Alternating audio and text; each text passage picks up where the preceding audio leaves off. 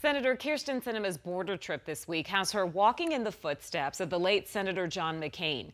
10 years ago, McCain was one of the key architects of a bipartisan overhaul of the nation's immigration system. Sinema is now going down a similar bipartisan path towards a border bill.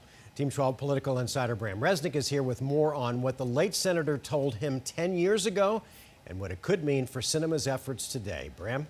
Yeah, do you remember the Gang of Eight? Arizona Senators John McCain and Jeff Flake were major players in that bipartisan group. Senate Republicans were ready to make an immigration deal after losing the 2012 presidential election. But no matter how much money McCain put into the bill for border security, it wasn't good enough for Republicans in the House.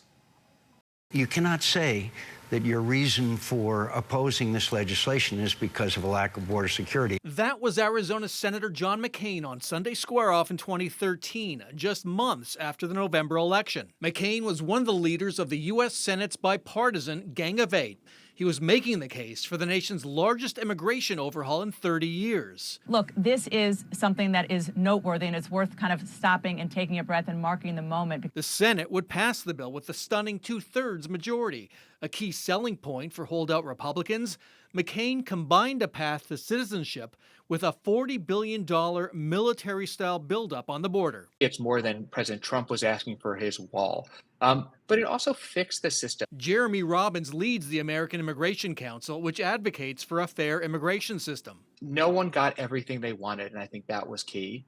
But we took on all the issues. It was an imperfect bill. But not good enough for the Republican-controlled House of Representatives. The bipartisan immigration overhaul never got a vote in the House. McCain knew that might happen. Then I have to wonder what their real reasons are for opposing this bill.